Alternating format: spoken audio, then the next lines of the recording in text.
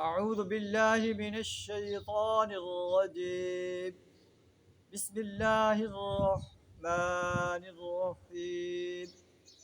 هل أتاك حديث الغاشية وجوه يومئذ خاشعة عاملة ناصبة تصلى نارا حامية تسقى من عين آنية صدق اللہ العظیم۔ سورہ الغاشیہ کی پہلی 5 آیات آپ کے سامنے تلاوت کی۔ سورہ الغاشیہ مکی صورت ہے۔ اس کے اندر توحید و رسالت اور آخرت پر بڑے مدلل انداز سے بیان فرمایا گیا۔ اللہ فرماتا ہے کہ هل اتاک حدیث الغاشیہ، کیا تمہیں اس چھا جانے والی آفت کی خبر پہنچی ہے؟ ایسے محسوس ہوتا ہے کہ قیامت کے بارے میں گفتگو ہو رہی تھی۔ اللہ فرماتا ہے کیا تمہیں آخرت کی خبر نہیں پہنچی جو چھا جائے گی، ڈھانپ لے گی انسانوں کو۔ وجوہ یومئذ خاشعہ، کچھ چہرے اس روز خوف زدہ ہوں گے، ذلت ان پر چھائی ہوگی۔ عاملۃ ناصبہ، سخت مشقت کر رہے ہوں گے، تھکے جاتے ہوں گے۔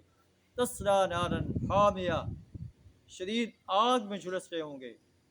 تسقیٰ من عین آنیہ، کھولتے ہوئے چشمے کا پانی انہیں پینے کو دیا جائے گا۔ لیس لہم طعام الا من ضریع، خاردار سوکھی گھاس کے سوا ان کے لیے کوئی کھانا نہیں ہوگا۔ لا یسمن ولا یغنی من جوع، جو نہ موٹا کرے اور نہ بھوک مٹائے۔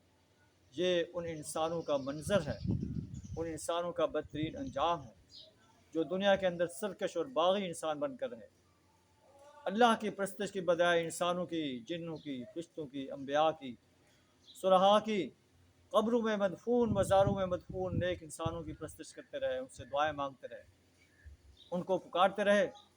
اللہ کی حاکمیت کو تسلیم کرنے کی بجائے، اللہ کی حاکمیت کو قائم کرنے کی بجائے انسانوں کی حاکمیت کو قائم کرنے کے لیے ان کے دست و بازو بنتے رہے۔